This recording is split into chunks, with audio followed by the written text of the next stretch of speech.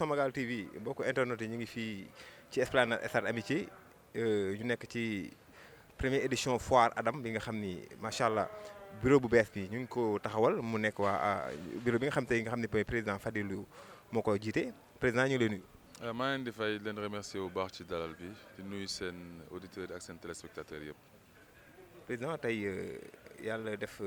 ngay jiite li nga xam ne mooy Adam mu nekk tey mën nañu association bi nga xam ne moo gën a mag ci Sénégal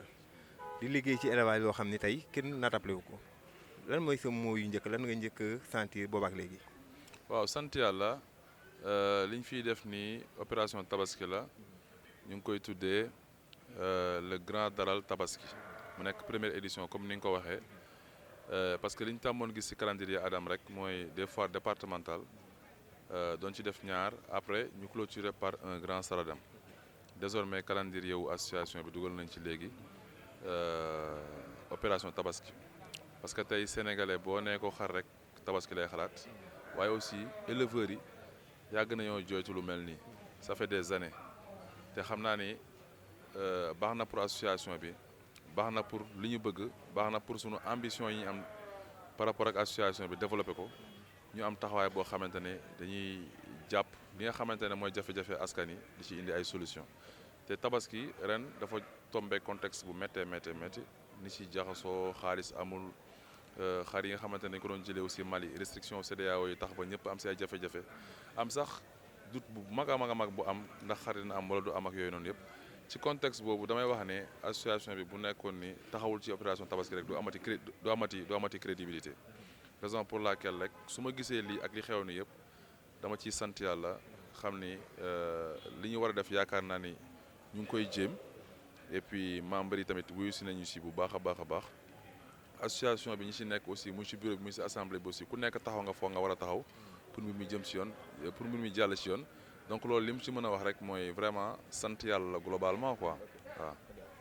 on est à 2 jours de la tabaski tey fi may wax ak yow suba moo ci des ñaata jours ngeen fi def depuis lors lan nga gis est-ce que am nga satisfaction naka la demee. waaw daanaka yaakaar naa 2 semaines lañ fi nar a def demain incha allah mais am nañ satisfaction bu baax a baax parce que xar yi 99% xar yi jar na fi mu nekk nii sax ñu ngi am 30 xar yoo xamante ne ñu ngi jugee Rufisque di ñëwaat pour un peu ñu compléter vente bi te sax am nañ ay commandes yoo xamante ne taxaw na pare quoi donc loolu lu ñu mën a sant yàlla dispositif bi 2 semaines la xam naa beneen yoon rek fexe ba teel ko commencé parce que aussi bon sénégalais dafa mën a yéex a jóg waaw ñu bëri instant ñu ngi def rush di ñëw mais gëm naa ne bu ñu ko teeloon commencé daal mooy gën mais sant yàlla fi mu toll nii vraiment ni mu demee xar yi ñu ngi dem da nga gis déjà bon mu remercier ko devant tout le monde aussi Omar Sow ñoo ne fi le jour laajte xar ñaata des ñu ne ko 30 des mu jënd 30 yëpp sur place démb aussi am na benn kilifa boo xamante ne si man la jaar jënd na fi 10 man laadum yi fi gën a mag moo ko jënd démb tey ñu yeewu mu commandé waat yeneen 5 am yeneen ak yeneen yoo xamante ne dañ fiy ñëw di jënd ay xar yu mag donc éleveurs ñu siy gis seen bopp voilà donc sant yàlla quoi sant yàlla bu baax a baax. est-ce que mën nga am ci à peu près ci yan chiffre ngeen tourné nombre de moutons bi. non chiffre nag bon xam naa peut-être trésorier bi dina ko génne après mais nii bon au moins si noonu visibilité quoi mais xam naa ne waaw loolu moom dinañ bon lii boo ko defee dina am présentation dina am rapport boo xamante ne dina wax yan nombre de xar lañ fi jaay naka lañ ko jaayee lan la généré comme xaalis ak lépp li si aju daal maanaam naka lañ ko organiser ak lépp donc dina am benn rapport boo xamante ne incha allah ni ko produire pour opération bi incha allah. est-ce que ça a été difficile ci temps bi ngeen faloog léegi dem ci tabaski def lu mel ni. waaw c'était un peu xam nga temps bi dafa xawoon contrainte temps bi dafa xawoon posé wu au début aussi bi ñu ko bëggee teg c'était pas évident mais fi ñu ko war a jaarale jaar nañu ko foofu parce que ñun au niveau du bureau j'en profite aussi pour donner l'information dañoo bind ay termes de référence gannaaw bi ñu waxee ne dañoo war a def opération tabaski ba wax ko ci AG bi ñu defoon bi ñuy installé dañoo bind ay termes de référence teg benn comité ad hoc jox ko terme de référence yi comité ad hoc boobu président Issa Saka moo ko doon jiite ànd ceeg bépp membre secrétariat bu nekk ci bureau exécutif bi bu ñu liggéeyee ba pare indiwaat ko bureau bi jël évaluer soo ko engagé opération bi gisoon na mais tegoon nañ ko ci yoon quand même de sorte que bi ñu koy exécuter aussi amoon na ay doute tuuti parce que xam nga sénégalais ak ñun ñëpp sax ni ñu yore ak ni ñu màggee xamuñu maanaam yenn défis yi maanaam lu bees chaque fois day indi doute day indi kii surtout que association boo xamante ne 1997 ba léegi lañ ko créé mais mosul am taxawaay ci opération tabaski donc ñun bon bi ñu falee aussi ça fait juste 3 mois ñu war a mën a def lu mel ni nekkul lu évident donc amoon na du tuuti mais ku gis li fi xew ak mbir yi ni mu demee ak ni ñu éleveurs yi wuysee ak yeneen président d' association yi léegi de gis nga docteur Niang macha allah ak yeneen président d' association yu bëri ni fi jaaree ak sunu mbokk éleveurs ak sunu kilifa yi nekk si association bi aussi di jaar di rafetlu te 5% bi ñu pratiqué si prix yi sax Ibrahima Mboup père Ibrahima Mboup moo ko proposé donc c' est pour dire que ñëpp ci jàpp pour mbir mi mën a sotti donc mbiru éleveurs yi la éleveurs yi taxawu nañ ñu si war a taxawee ba vraiment sant yàlla gëm nañ ni bu ñu koy organiser waat mooy gën a baax mooy gën a am doole mooy gën a matale incha allah. nga ni 97 ba léegi tu ne trouves pas que c' est un peu trop tard Adam doog a def opération. waaw xaw nañ jël temps tuuti nag mais damay wax rek ne bon peut-être yàlla fii la ko dogalee mais dëgg-dëgg waroon nañ ci gën a teel a mën a am taxawaay parce que c'est une demande waaw ministre bi jaar na fi vraiment rafetlu na ko trop mais aussi ñun aussi yi nekkoon ci élevage bi ak mbokku éleveurs yëpp rek globalement xam nañ ni lii dañ ci war a am taxawaay visibilité bi mu lay jox rek kenn xamul nu mu toll. expérience aussi ak expérience bi mais ba aussi service bi ngay rendre askan wi. jël laadum bi jege si ko nit gën ko mën a présenter nit yi mais aussi dimbali éleveurs yi yar te seen géniteurs yi ñu pare seen liggéey ñu war ko mën a jaay prix yoo xamante ne tey lu mun di xew rek bu ñu ko jaayee bu ñu si demee seen kër faj si ay soxla yu mat a mat donc loolu lu mat a sant yàlla la quoi. Fadilou yow bu nee xar ñëpp seen xel day dem ci tabaski éleveurs yi dem ba jël laadum def ko prestige yow est-ce que am nga taxawaay tey à partir te ci fii lii war na mën a jóge ci lii. pour ñu delloo ci xel éleveurs yi ñu xam ni xar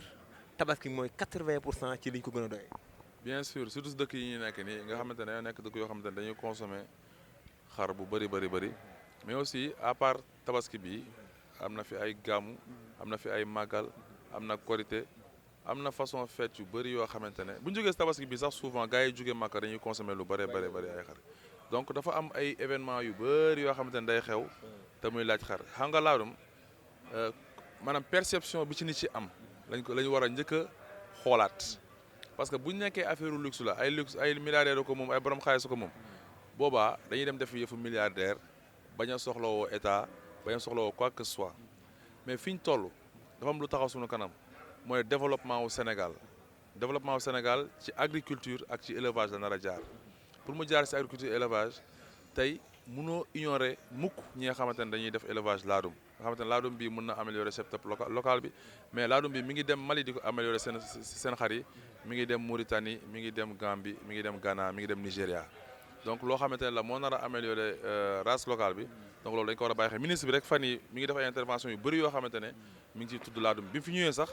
nee na éleveurs yi war nañ fexe ba am ay xaru loo xamante ne xaru local la par exemple nga am sa 50 xaru local jël benn laadum dugal ci biir te ministère su ko waxee rek loolu ñun dañ ciy rafet njort xam ni ñoom ñooy gérer FONSTAB te FONSTAB mooy financer éleveurs yi kon ëllëg mun naa am bu éleveurs yi bëggee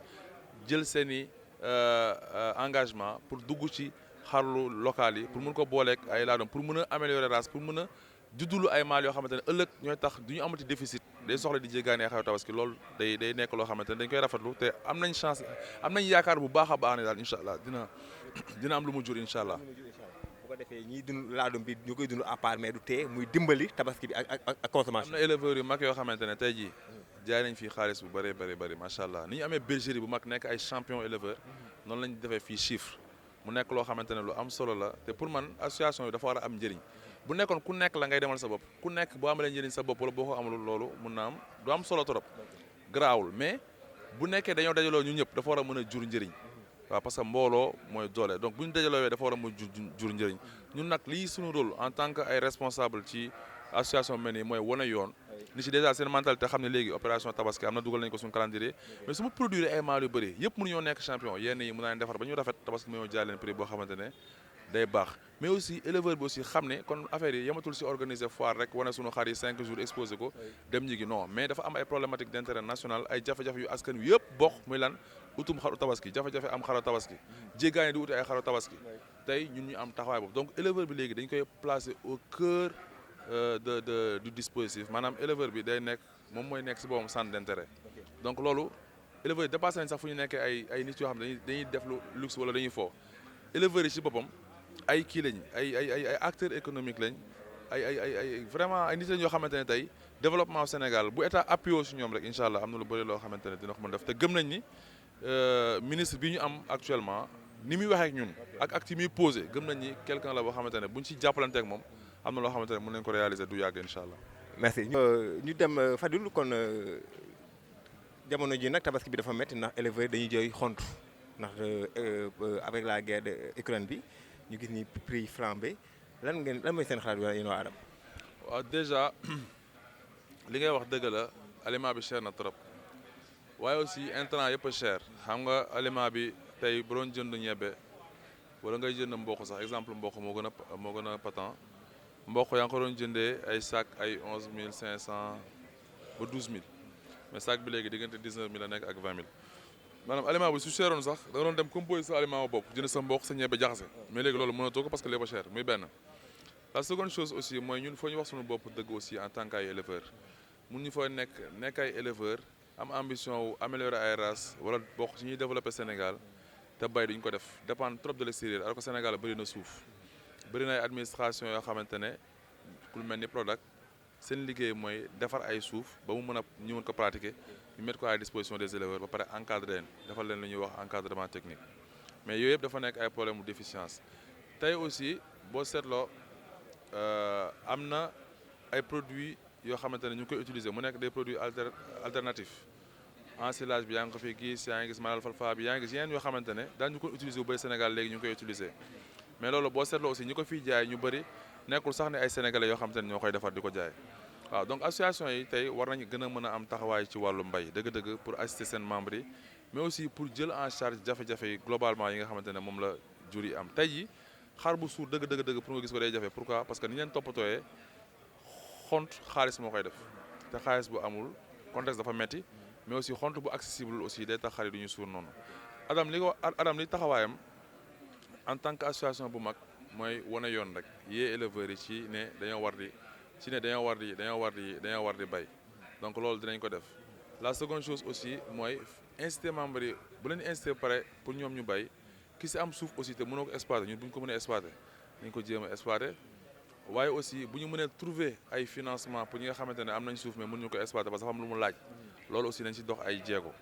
mais aussi Adam tasa naag minoterie yu bëri ñu jaay aliment pour signer ak ñoom convention pour mën a jël aliment bi prix bu yomb pour mën ko jaayaat éleveurs yi prix bu yomb parce que li tax prix di cher aussi faut le dire mooy ñi nekk ci diggante bi te ci jaayaat souvent ñoo si yokk ay 1000 francs ak 2000 waaye aussi fan yi passé rek ñu ngi bëgg a signer ay convention ak ay protocole ak comment ça s'appelle encore coopérative agricole yi am na tey ñoo xam te ñëw nañ fi seet si ma fii pour di waxtaan ak ñun bëgg nañ signer ay convention ak ñun pour ëllëg seen production bi ñu am nga xam te ne dañ koy def sur des dizaines d'hectares ñu mun ko jaay Adam si prix préférentiel nee ñoom pare nañ pour bu ñu liggéey ba pare jaay Adam ay sacs yu baax yoo xamante ne benn bu nekk 1500 kese la koy dikkee xam nga boo amee ay milliers de sacs peut-être éleveurs yi bu ñëwee dina leen dimbali en tout cas globalement daal lépp lu ñu mën a def si yëngu-yëngu ci wàllu alimentation kii ñu ngi koy def di demander aussi état su mënee jàppale éleveurs yi ci réguler prix yi maanaam fexe ba comme ni ñu koy defee si ceeb ak diwlin ak yeneen aliments parce que bu ñu fàtte ne xar yi ak jur yi ñuy yar association bi du xar kese ferme yi gën a mag Sénégal ñu ngi fi ñu ngi yar ay ñanaaw ñu ngi yar ay poulet ñu ngi yar ay nag ñu ngi yar lépp donc ñii dañoo bokk ci ñi nga xamante ne ñooy dundal sénégalais yi donc loo xamante ne daf leen dab rek si jafe-jafe bu ko état bi régulé wul rek dina nekk loo xamante ne day indi jafe-jafe donc état bi aussi war na réguler ñiy jaay ñu xam yan marge lañ mën a def parce que soo ko bàyyee muy def lu ko neex aussi day gën a tax aliment bi day gën a cher waaw donc état bi am na ci rôle mais ñun aussi éleveur am nañ ci responsabilité bu mag a mag a mag waaw dafa am système bi ñu financé lii mooy dañoo jaay ay box éleveurs yi ñëw jënd kenn ku nekk box à 250 000 mais aussi am ay ñoo xamante ne dañoo def don ku mel ni Birane Gueye may na fi 200 000 ku mel ni Coy may na fi 200 000 ku mel ni Jatu Coulibaly may na fi 100 000 ku mel ni Xaarim Thiam may na fi 50 000 ah su ma juumul ak Modou Dramé may na fi 100 000 loolu lépp pour jàpp si liggéey bi ba pare rafetlu gis-gis bi la quoi donc lu ñu sant yàlla ne éleveurs yi xam ne ñooñu noonu amuñu seen fay mais aussi 20 bergeries sponsors yi nga xamante ne ñoo fi ñëw di góorgóorlu vraiment ku nekk war na leen delloo njukkal parce que ñoom ñoo may tey Adam am taxawaay bi te ñëpp xam nañu image yu Adam ci opération bi yéeg na bu fu garaaw a garaaw dañuy waxante dëgg quoi waaw te bu yéegee éleveurs yooyu ñoo financé loo xamante ne askan bi yëpp a ciy bénéficié wu mais membre yëpp a ciy bénéficié wu donc loolu lu ñu war a rafetlu la ba pare remercier leen man personnellement dinaa dem bergerie bu nekk benn par benn ànd ak ñi ma mën a àndal ci bureau bi ñi disponible incha allah ñu toog ak gars yi waxtaan ak ñoom fësal seen liggéey bu jëlee sax ñu ànd ak ay télé wala ay rajo fësal seen liggéey jox leen vraiment seen remerciement xool ko mel ni Sely gagné na fan yii passé ay concours il avait pas besoin de venir ici mais bu ñëwee loolu générosité moo tax mu ñëw ay Abdou Fatah dernier moment la ñëw Fatah xaw ma 3 xaw ma 4 jours dafa def mais da koy yëg rek jël ay bagages am ñëw Tafa Diallo bergerie Massalikul Jinaan ñoom Mor Atomique Sidi Ndaw Alla Gueye bëgguma kii sax balaa may jum mais man dinaa dem personnellement ci bergerie bu nekk. man naa ci ànd ak yow. ce sera avec plaisir nañ ci liggéey dem vraiment kenn ku nekk ñu jox ko wàccuwaayam remercier ko parce que ñoom ñoo tax tey Adam am lii yëpp te lii ñëpp xam nañu incha allah déwén am nañu yaakaar ni que day gën a am solo te 20 bergers yooyu tamit li ñu bëgg yal nañu ko yàlla defal voilà donc man maa ngi terminer par wax éleveurs yëpp yal nañu yàlla may tabaski jàmm ak salaam li ci yàlla di may yàlla bu ñu ci kenn ëppale yàlla nañu ko teewe ay déwén ba pare li ñu ci bëgg muy jëriñ suñu askan aussi ci li ñuy def nii yàlla may ñu ci ndam ba pare dañuy soxla ñëpp converger ci même sens tey jii nii dañoo soxla association yëpp ànd nekk benn te loolu c'est possible parce que bu nekkee ñoo bokk ay objectif ñoo bokk fu ñu jubluwaay vraiment war nañ mën a ànd nekk benn maa ngi rafetlu bu baax taxawaay docteur Niang sunu kilifa la ñëw na fi léegi yàgg nañu jàppale quoi te nëbbu ci dara waaw lu mu organisé jox Adam cëram parce que ñun ku ñu jox cër ñun amuñu ay solo ñun ku ñu jox cër Adam nga jox cër Adam nga bëgg quoi te ñu xam nañ ko bu baax a baax donc loolu yëpp dafa nekk loo xamante ne rek éleveurs yu bëri war nañ ci mën a jàngee donc ñun association yi nañu honorante nañu respectante nañu bëggante nañu jàppante ñun ñi nga xamante ne ñooy responsable nekk ci mouvement associatif te gëm naa ne buñ ci continuer incha allah li ñu bëgg dañ ko am quoi parce que aussi éleveurs yi njëriñ lañ bëgg te képp ku dox ci njëriñ incha allah éleveurs dañuy nekk sot mbokk sama gaal di leen wax ni rek ñu ngi tëj waaye kii mooy borom Assane 2 moom moo tax joxoon maa Ibrahima Diagne ki naan Assane 2 moom mooy Fadilou kan mooy Assane 2 waaw Assane 2 de maa ngi ko jënd à 1 mois et demi en 2013 mi ngi am 1 mois et demi ñëw kër ga moog jéenaa namp si maa ngi ko jaay maa en 2015 maa ngi ko jënd woon 2 millions en 2013 maa ngi ko jaay maa à 10 millions ba léegi ni tamit sama kër sama xar yëpp man yëpp à part jeune mâle ma jënd si Ndiaga Touré xar yëpp ay sëtu Assane 2 lañ de A à Z te daaw xar bi ma jëloon génne woon Tëngéej non Pikine mu jël meilleur espoir sëtu Assane 2 la donc man ba léegi maa ngi liggéey su Assane ba léegi mi ngi fa ba pare nu mu tuddati ba pare maa ngi ba léegi doomu Assane 2 yoo xamante ne 7 ans 8 ans la ñu am voilà man moom Assane 2 yàlla dafa def ni que yàlla dafa ma si dimbali quoi après xaru barkeel la quoi waaw xaru barkeel la sant yàlla. ok loolu mu ñu koon ba jox ko merci mbokk Samagal TV mbokk internet yi ñu ngi leen di nuyu di leen ziar di leen wax ñu ngi fii ci Esplanade Stade Amitié ñu ñëw fii nag ci première édition bi nga xam ni foire tabaski bi nga xam ni Adam ak seen bureau bu bees ni ñu ko organisé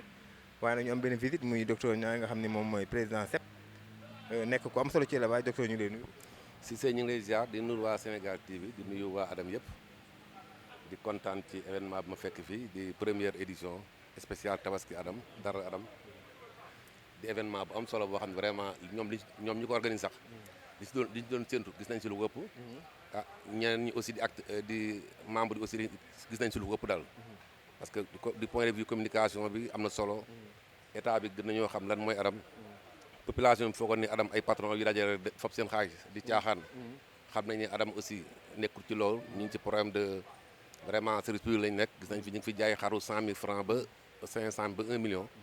kon tax na Adam gën a jege population bi gën na jege état bi membre yi gis nañ seen bopp am na fi ñu jaay 10 xar 15 ba 20 xar du yóbbu seen kër gis nañ seen njariñ daal. yow kañ nga bokk ci Adam. bon mun ma koo xam nag mais yàgg na xam naa daal ay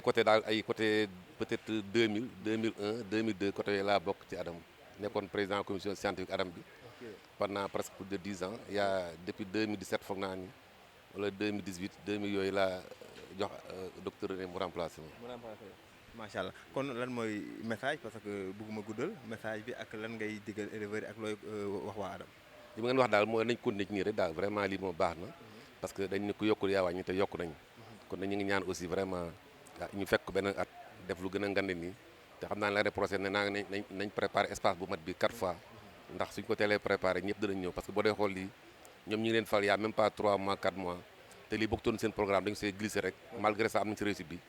kon l'année prochaine bu ñu ko préparé sur 12 mois dana ngande merci beaucoup. ñu ngi lay gërëm. merci.